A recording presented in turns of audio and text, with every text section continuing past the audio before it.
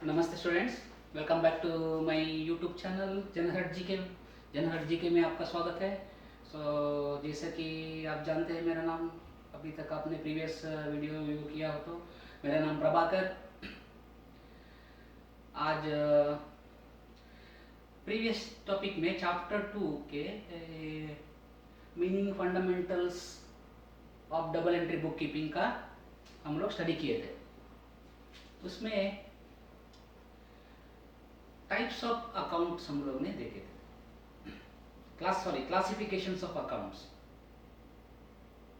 Real account, personal account, nominal account, क्या क्या account होते हैं, golden rules of double entry book keeping system, ये सब हम लोग स्टडी किए थे। अगर आप अभी तक वो एपिसोड नंबर 2 को, वो एपिसोड नंबर 2 था, आज एपिसोड नंबर 3, आज episode number 3, episode number 1 and 2 में बहुत अच्छा एक्सप्लेन किया हुआ है। अगर आप नहीं देखे तो अभी देख लीजिए, क्योंकि वो उसका कंटिन्यूएशन है। इसमें हम लोग वो प्रॉब्लम सॉल्व कर रहे हैं। अभी ये नॉलेज टेस्ट है। ऐसा बहुत सारा पेज नंबर 25, 26 में जो सिलेबस में क्वेश्चन पूछा है आपका नॉलेज टेस्ट के लिए, तो वो मैं सॉल्व कर रहा हूँ मिक्सअप करके, दो क्वेश्चन को मिक्स करके। सेम पॉइंट्स है, उसमें नाम अलग अलग है बस। इसके लिए मैंने 2-3-7 ट्रांजेक्शन ले लिया, तो अलग अलग इफेक्ट आते हैं उसका। तो इसमें क्या है, ये गोल्डन रूल्स का टेस्ट है। एक्चुअली आपको ये नॉलेज होना रखना चाहिए हमेशा ध्यान में, बट प्रैक्टिकल लाइफ में जब भी आपको प्रैक्टिकल लाइफ में आप आ जाते हो तो इस वजह से ही हमको ये सब नॉलेज उधर हेल्प पे आएगा। बस अकाउंटिंग इक्वेशन सॉल्व करने में एंड जर्नल एंट्री पास करने में ये सब नॉलेज हेल्प आएगा, लेकिन इसको ध्यान में रखना है, ठीक है। उसमें लिखा है कि two aspects of the two aspects, two accounts, classification बताओ उसका, ऐसा सब उसमें लिखा है। ओके, मैंने क्या किया, ये टेबल ड्रॉ किया है। आप ये टेबल को अच्छी तरह से समझ लिए, सिंपल है, सब कुछ इसमें आ जाएगा, एक ही टेबल में सब कुछ आ जाएगा। उधर एस्पेक्ट्स के, टू एस्पेक्ट्स के लिए एक टेबल बनाया, फिर टू अकाउंट्स के लिए एक टेबल बनाया। जब भी टू अकाउंट्स के लिए एक टेबल बनाया, तभी टू एस्पेक्ट्स का पहले वाला का तो उधर वही कॉपी कर दिया, फिर वो टू अकाउंट्स का उसमें बताया हुआ है।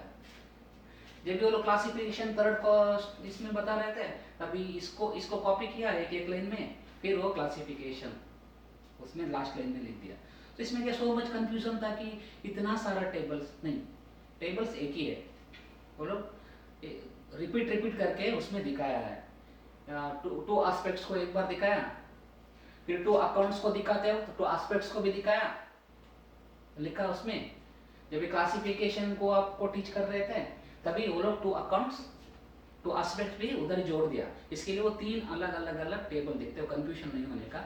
जो लास्ट है टेबल नंबर 3 है, वही फाइनल है। उसमें लिखा है two aspects, two accounts and classify the accounts, वो तीनों फाइनल में ये आके आ जाते हैं। इसी में यही टेबल में मैं आपको गोल्डन रूल्स का भी बताऊंगा इसमें। क्या गोल्डन रूल्स है, 3 गोल्डन रूल्स का एप्लीकेबिलिटी कैसा होगा, ठीक है। ठीक है, अभी हम लोग स्टडी कर रहे हैं। इधर लिखा है कि कमेंस्ड बिजनेस विद कैश 20,000। इसमें लिखा है कमेंस बिजनेस विद कैश। अगर कैश नहीं भी लिखता है तो कैश ही होगा, अगर पर्टिकुलरली नहीं लिखा तो कैश ही होगा। या तो कैश बैंक सही नहीं है, कैश होगा, ठीक है। इसका मैं जो पेपर का भी हेल्प लेता हूँ, मैंने वर्किंग भी किया हुआ है।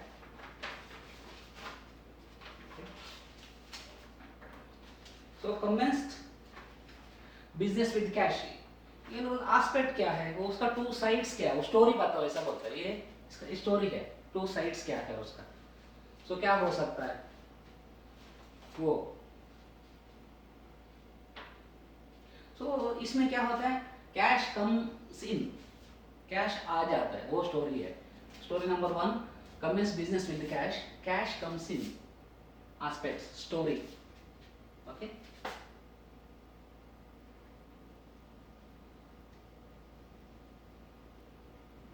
Okay, cash comes in, okay, एक स्टोरी है। ओके, सो किधर से आ रहा है पैसा? प्रोप्रिएटर, प्रोप्रिएटर मतलब owner.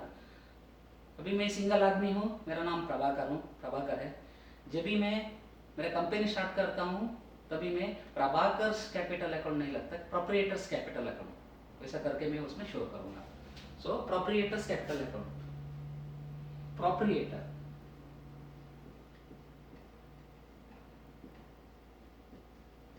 Okay, proprietor is the giver.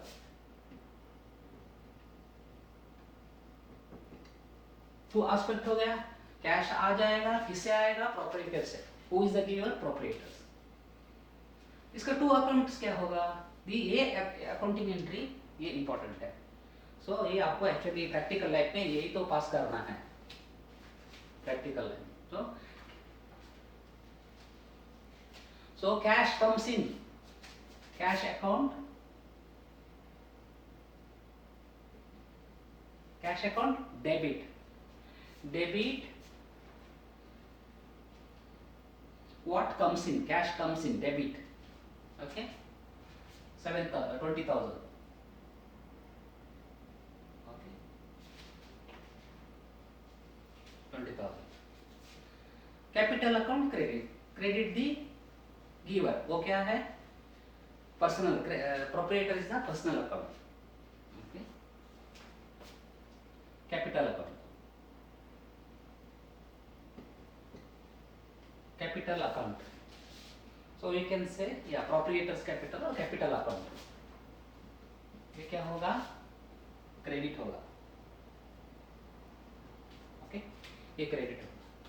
Cash बढ़ गया, कैपिटल भी बढ़ गया, बैलेंस, ये दोनों बैलेंस शीट का आइटम है। ओके, मैंने आपको प्रॉमिस किया था कि ट्यूटोरियल नंबर 2 के बाद में इमीडिएटली मैं बैलेंस शीट और प्रॉफिट एंड लॉस आपको एक्सप्लेन करूंगा, लेकिन ये करके करूंगा मैं वो, इसलिए भी क्योंकि उसका कंटिन्यूएशन है, वो बेसिक नॉलेज टेस्ट है, ये कर रहे हैं। सो अब इसका क्लासिफिकेशन क्या है? Okay, cash account real account है, कैश दिखता है,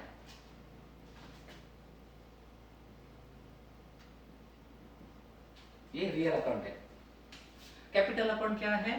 पर्सनल अकाउंट है, proprietor is the personal, Prabhakar proprietor, okay, personal account,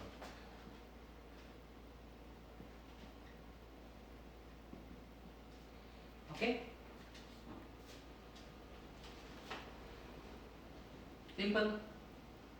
cash account real account, capital account personal account, क्योंकि आपको रियल अकाउंट और पर्सनल अकाउंट का एग्जांपल्स हम लोग स्टडी किए थे प्रीवियस टॉपिक्स में, प्रीवियस ट्यूटोरियल में, ओके। सो यहाँ पे दूसरा, purchased goods on credit from Ajay ₹10,000, 10,000 का सामान क्रेडिट पे परचेस किया हुआ, कैश नहीं दिया, क्रेडिट में लिया, उसका क्या होगा? वो टू असेट्स क्या होगा?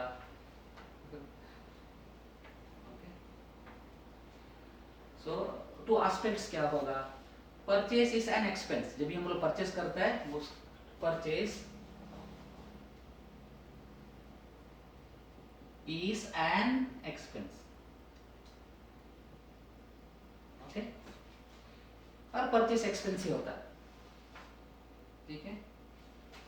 तो किससे आया ऐसा मटेरियल? रिसीव क्या किया हम लोग? सामान रिसीव हुआ ना, okay. Ajay is the giver, हम लोग रिसीव किया, परचेस सामान आया, कैश आया, सामान आया, रिसीव किया, ओके। अभी सामान आया,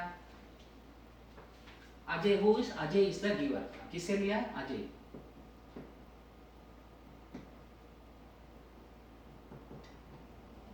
Ajay is giver, okay.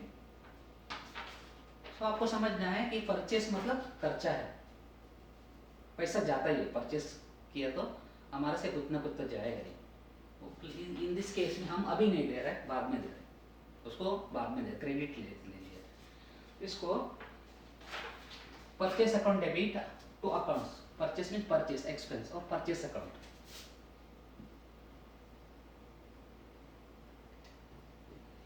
Purchase account debit, कितना अमाउंट है 10,000, ये डेबिट कॉलम है। Okay, Ajay account credit,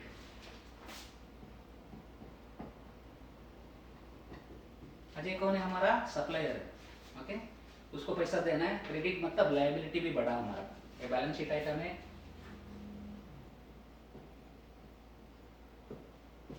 okay, Ajay account credit.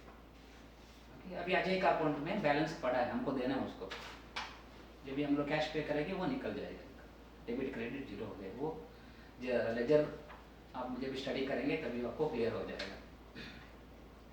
Classification क्या है, all the purchases expenses is nominal account, nominal account में okay, all the expense purchase is nominal account, purchase expenses and incomes are the nominal account, comes under nominal account. So purchase is nominal account.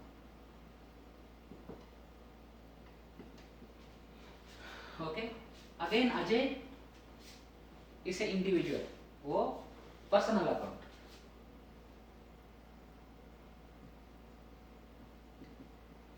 Okay, personal account, individual.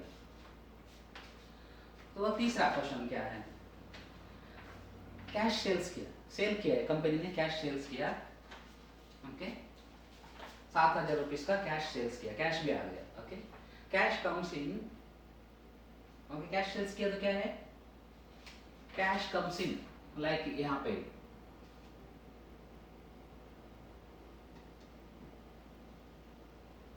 Cash comes in, cell,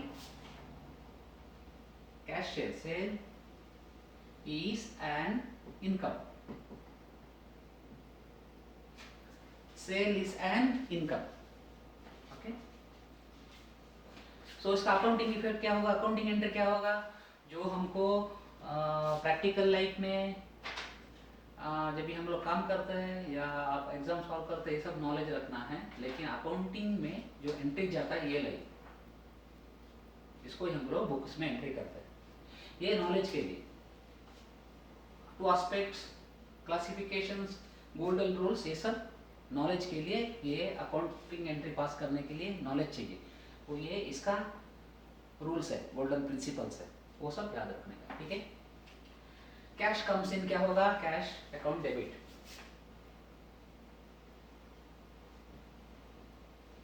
cash account debit कितना है 7,000, ये debit column है। सो दूसरा क्या है, revenue account, sales account credit. Revenue मतलब sales मतलब revenue, sales account credit, मेरा बिजनेस में इतना सेल हुआ वो क्रेडिट।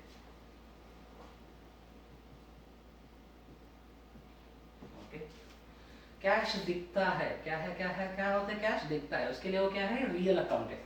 क्लासिफिकेशन किस में आते हैं, real account. Okay, sales account क्या है, income and expenses are nominal account, all the खर्चा और revenue nominal account, sales is a nominal account.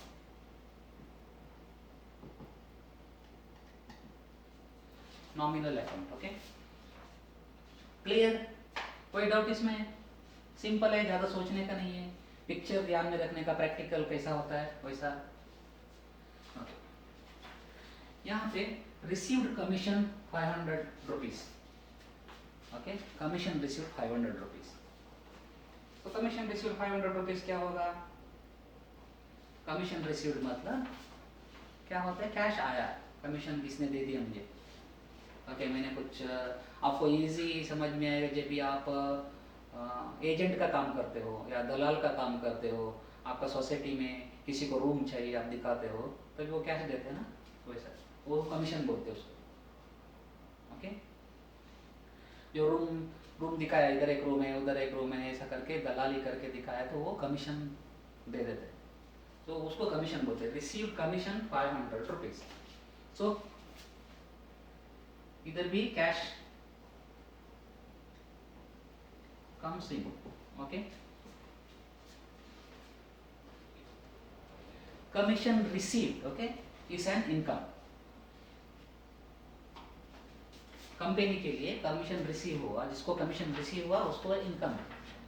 Commission receive is an income. Commission received is an income. Okay,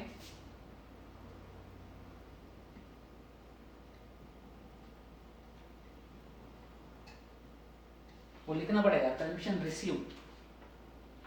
okay, just commission is an income ऐसा नहीं लिख सकते. Commission expense भी हो सकता है.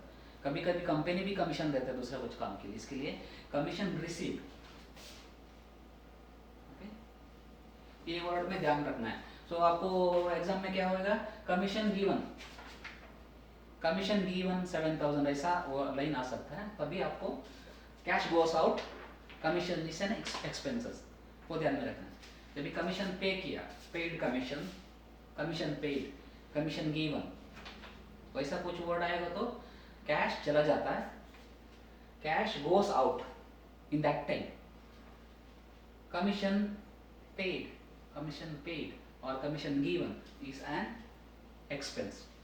ऐसा क्वेश्चन आया तो अभी ये इसमें क्या लिखा है, received commission 500 rupees. Okay, cash आया यहाँ पे, cash comes in, commission received is an income. So cash account debit,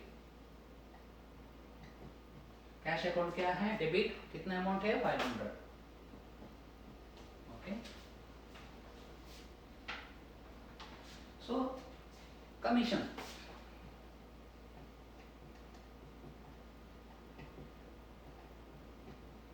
commission account. Okay, commission का अकाउंट क्या है, रेवेन्यू. जब भी हम लोग प्रॉफिट एंड लॉस बनाते हैं कंपनी का, जो मेरा कंपनी का बिजनेस है, मेरे को मोबाइल सेल करना मेरा कंपनी का बिजनेस है. जितना भी मैंने मोबाइल सेल किया है वो मेरा क्या हो जाएगा, सेल्स अकाउंट में आएगा. वो प्रॉफिट एंड लॉस का लेफ्ट हैंड साइड में ऑल द इनकम जो लिखते हैं, हमको जो भी इनकम आते हैं उसको लिखते हैं. उसका क्लासिफिकेशन है, उसका अलग अलग हेड है. एक साथ मिक्स करके नहीं रखना है, तभी मालूम नहीं पड़ेगा. मोबाइल बेच के मेरा कितना पैसा आया, कमीशन का थ्रू से मेरा कितना पैसा है, वो मालूम नहीं पड़ेगा. ओके, सो उसके लिए सेल्स अकाउंट अलग है, उसका नीचे commission received, dividend received, other income like that, छोटा छोटा इनकम आता है, मिसेलेनियस इनकम, वो सब अकाउंट होता है रेवेन्यू में. हाँ, तो इसको commission account, credit 500. Cash again क्या है, cash is a real account.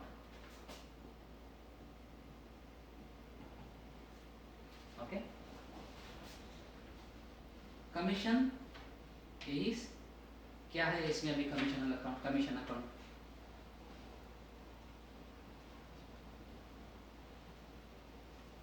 Income, the nominal account.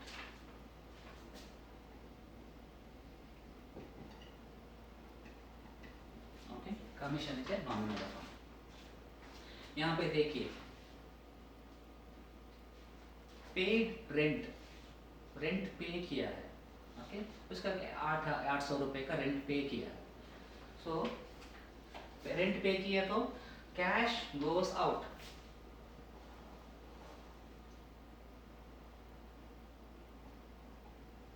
Okay, cash goes out.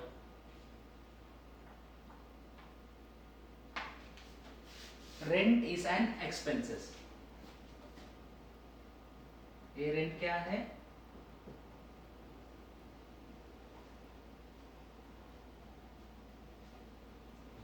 Rent is an expenses.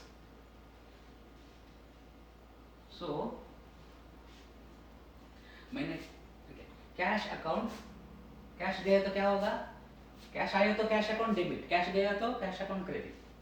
CAS, cash account credit 800. Okay, cash account credit 800. Rent is an expense. Profit and loss में right hand side में जो debit पूरा खर्चा लिखते हैं वहाँ पे rent का भी एक हेडिंग होता है, रेंट। ओके, रेंट बहुत सारे लोगों को बहुत सारा रेंट देता होगा, अलग रेंट देता होगा, वो सब मिलके एक ग्रुप में आता है। So rent account, expense account, rent account, debit expense, कितना 800। ओके, आगे यहाँ पे क्या है, कैश है, दिखता है, वो गया चला गया, real account.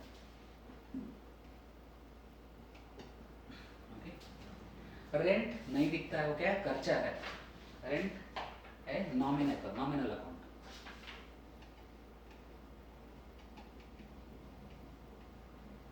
Okay, nominal account. अगर यही केस, यही सिचुएशन अगर उल्टा हो गए तो ये पूरा उल्टा हो जाएगा।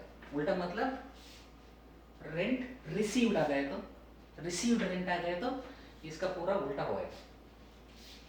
क्या है, rent received, cash comes in, rent is an income. Rent receive भी करते हैं हम लोग, जगह दिया किसी को, मेरा कंपनी में शॉप है, वो मैं किसी को चलाने के लिए दिया, वो बंदा मंथली मुझे रेंट पे करता है कंपनी को, तभी cash comes in, rent is an income. अगर रेंट रिसीव हुआ तो तभी cash account debit. Okay, cash account क्या है, real account. Rent is an income. Okay, income side में भी रेंट आता है, रेंट इज एन इनकम 800। कुछ वर्ड्स है, रेंट है, कमीशंस है, सो ऐसा 2-3 वर्ड्स है, वो इनकम में भी आता है, एक्सपेंस भी में भी आता है। इनकम साइड में भी उसका नाम आता है, एक्सपेंस साइड में भी आता है। ठीक है, रेंट इनकम, वो मिसलेनियस इनकम का अंदर रेंट, वो सब अदर इनकम। मेन इनकम क्या था कंपनी का, अगर मेरा मोबाइल शॉप है तो सेल्स, मोबाइल सेल्स, जो मोबाइल सोच के वो मेरा मेजर सोर्स ऑफ रेवेन्यू है, वो अलग हेड से रहेगा, sale of mobile revenue, mobile sales. So other revenue में रेंट अकाउंट, कमीशन अकाउंट, वो सब आएगा। ठीक है, rent is a profit and loss account ही है, इसलिए नॉमिनल अकाउंट है। Okay, sold goods to Ankit 6000 rupees on cash, मैंने सेल किया अंकित को। ओके, ये दूसरा इलस्ट्रेशन है, उसमें एक पॉइंट नया था, बाकी सब सेम था, अलग अलग नाम से बताया हुआ है। Goods sold to Ankit rupees on 6000 rupees. Okay, तो इसमें क्या है, 2 एस्पेक्ट्स क्या है, 2 साइड्स क्या होते हैं उसमें। गुड्स मीन्स मेरा मोबाइल शॉप का गुड्स क्या है, mobile. So goods sold is an income.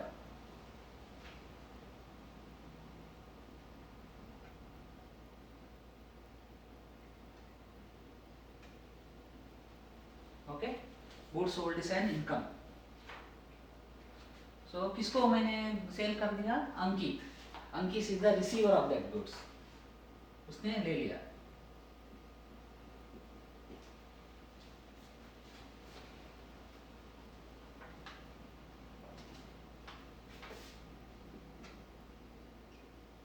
Ankit is the receiver.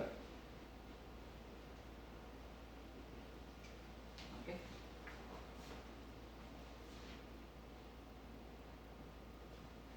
यहां पे भी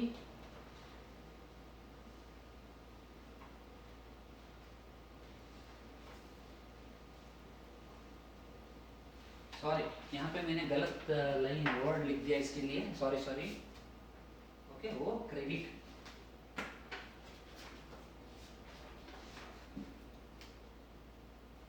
सो क्रेडिट सेल किया था, इसके लिए अंकित का नाम है, नहीं तो कैश आता था ना। ओके, सो अकाउंटिंग में एक टेक्निक है, एक ऑडिटिंग स्किल भी हमारा साथ होना चाहिए। जब भी हम लोग इक्वेशन सॉल्व करते हो, बाय एरर, ओके, गलती से हमको लिखना है डेबिट, हमने क्रेडिट लिख दिया। ओके, क्रेडिट लिखना था, डेबिट लिख दिया, वो लिखते वक्त गलत हो गया, लेकिन उसको मैंने भूल गया। सो क्या टेक्निक हो गया, अभी मैंने ये सोचा ऐसा कैसा हो सकता है, यहाँ पे इधर कैश आना चाहिए था, सोल्ड गुड्स टू अंकित और मैंने कैश लिखा था, तो कैश क्यों नहीं आया, इधर गलत क्यों, अंकित का नाम क्यों आ गया। सो तभी हम हमारा खुद का गलती हमको ढूंढना सीखना चाहिए, वो बहुत ही इंपॉर्टेंट है अकाउंटिंग में, ऑडिटिंग में। इसमें क्या होगा, जब भी मैं अकाउंट्स में एक अच्छे पोजीशन में बैठा हूँ, कोई भी एक एंट्री लेवल पे मेरा जॉब मिल गया या कुछ प्रमोशन होते गया, तो क्या होगा, मेरे एंट्री लेवल में मैंने पहला जॉब स्टार्ट किया, तभी मुझे ये नॉलेज होना चाहिए, मैंने जो एंट्री मारा सिस्टम में, मेरे पास जो रिकॉर्ड्स है, मेरा जो पेपर्स है, उसको एंट्री के बाद में, एंट्री मारने से पहले ही एक बार सोचना है इसको क्या क्या एंट्री होगा, सिस्टम को टच करने से पहले, बुक में लिखने से पहले इसका क्या क्या एंट्री होगा, एक रफ वर्क कर लेने का, ठीक है। एंट्री मारने के बाद में वो इमेजिन में पता, इमेजिनेशन करना, और इसके ऐसा एंट्री मारेगा तो ऐसा ऐसा होगा, फिर उसको एंट्री मार के उसका बैलेंस चेक करने का, सब लेजर मैच हो रहा है कि नहीं, तब जाके हमारा गलती हमको खुद को मालूम पड़ेगा ना, उसमें क्या होगा, दूसरा बंदा हमें उंगली नहीं दिखाएगा, ओ तुम्हारा गलती है, तुम्हारा गलती है, ऐसा नहीं। सो हम जो काम कर रहे हैं उसको भी हमको ही खुद को टेस्ट भी करना है, ठीक है, वो आपको एक टेक्निक्स ध्यान में रखना है। तो जैसा ही कि ओके मेरा, मैं अकाउंटेंट हूँ, मैंने एंट्री मार के छोड़ दिया, ये मेरा काम नहीं है, ये ऑडिटर्स का काम है, वो चेक कर रहे, नो, वो गलत है। अगर मेरा काम में अगर बहुत सारा गलती निकलेगा तो कंपनी मुझे एक दिन लात मारेगा और मेरा करियर है वो ख़त्म हो जाएगा। और प्रोफेशनल भी नहीं है, जो प्रोफेशनल लोग होता है वो खुद का गलती पहला खुद ढूंढ के खुद रेक्टिफाई कर लेते हैं। अगर सामने वाला भी अगर कुछ गलती, हमारा गलती पकड़ लिया, तो उसको वही उसी वक्त सॉरी बोल के उससे गलती का वो सही आंसर क्या है बोल सकते, हमें मुझे पता नहीं, इसके लिए मैंने गलती किया, सो उसके वो उधर आर्ग्यूमेंट नहीं करना, आप बताइए सर इसका क्या है गलत सही एंट्री है, मुझे इतना समझ में आया, ठीक है आप बताइए, मैं सीख लेता हूँ, ठीक है। वैसा करके हमारा गलती सुधार के हमको सीखना है, ठीक है। So goods sold to Ankit 6,000 on credit. So goods sold is an income. Ankit is the receiver. वो उसने सामान उसको मिला, रिसीवर, सामान उसने रिसीव कर लिया, okay. So sales account credit, मेरा सेल्स बढ़ गया, सेल्स किधर आता है, सब क्रेडिट साइड में आता है।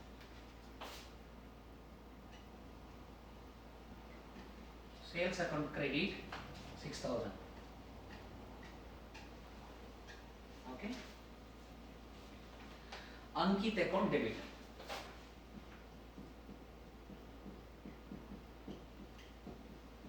अंकित कौन है, मेरा कस्टमर है, okay. Ankit account debit,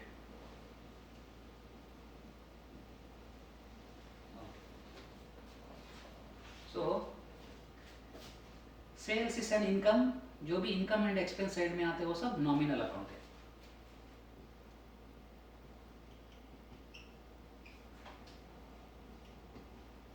okay.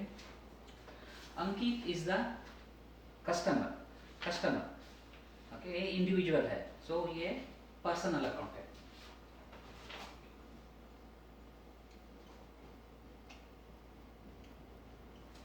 Okay, individual है। इसमें इंडिविजुअल भी हो सकता है, प्रोप्राइटर फर्म भी हो सकता है, या कंपनी भी हो सकता है। मैंने एक मेरा गुड्स मैंने एक कंपनी को भी भेजा तो वो भी पर्सनल अकाउंट में आ जाता है, ठीक है। सो पेड सैलरी 1,000, 1,000 का सैलरी पे किया, इधर लिखा नहीं है कैश पे किया के क्या है, सैलरी क्या पे करते हैं नॉर्मली, बैंक या कैश से पे करते, वो समझ के लेना है, कंफ्यूजन नहीं होने का। इधर लिखा नहीं कैश पे है क्या, क्रेडिट पे क्या क्या है, कैश या बैंक जो भी, जब तक यहाँ पे लिखा नहीं है समझ लेने के कैश ही पे किया, 1,000 का सैलरी कैश पे किया, okay. So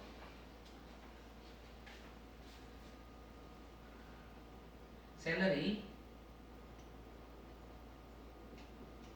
is an expense,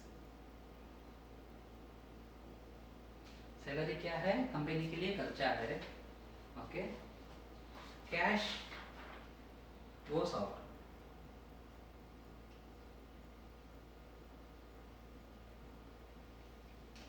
जब भी मैंने सैलरी पे किया तो मेरा हाथ से कैश, कंपनी का से कैश चला गया, कैश गोस आउट।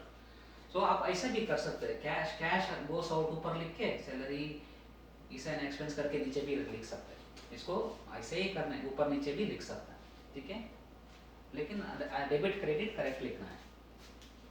ओके, सो जैसे एक्सपेंस साइड है, प्रॉफिट एंड लॉस का एक्सपेंस साइड है, उसमें जो भी परचेस अकाउंट है, एडमिनिस्ट्रेशन अकाउंट है, सैलरी एंड वेजेस अकाउंट है, इलेक्ट्रिसिटी, पावर, डीजल, इसका एक एक्सपेंस हेड होता है, रेंट पेड का एक अकाउंट होता है, कमीशन पेड का अकाउंट होता है, वो ये सब एक्सपेंस का हेड है। बहुत सारा एक्सपेंसेस है, स्टेशनरी का एक्सपेंस होता है, वो सब एक्सपेंसेस का। वैसे ही salary is an expense account, salary का, सैलरी एंड वेजेस, वेज मतलब फैक्ट्री में जो काम करते हैं उसको जो पगार मिलता है फैक्ट्री में, उसको वेजेस बोलता है, जो लेबर को पे करता है, जो एडमिनिस्ट्रेशन मैनेजमेंट को जो पैसा देते हैं उसको सैलरी बोलते हैं। ओवरऑल इसको salary, wages and salaries account. Okay, वो नेक्स्ट टाइम में जब भी वो चैप्टर के आएंगे मैं एक्सप्लेन करूंगा difference between salary and wages. Okay, but ultimately both are an expenses, वो दोनों एक एक्सपेंस ही है। ओके, अभी फिलहाल तो आप सैलरी समझ के लीजिए, salary is an expense, cash goes out. So मेरा expense head salary account debit all the expenses, debit all expenses, salary account debit, debit all golden rules. Okay, nominal account का golden rules क्या है? Debit all expenses, credit all income. Okay, salary account debit 1000। Okay, so cash goes out, cash account 1000, ये real account है। सो salary account is an expense account, profit and loss में जो भी account आता है expense and income का nominal account है।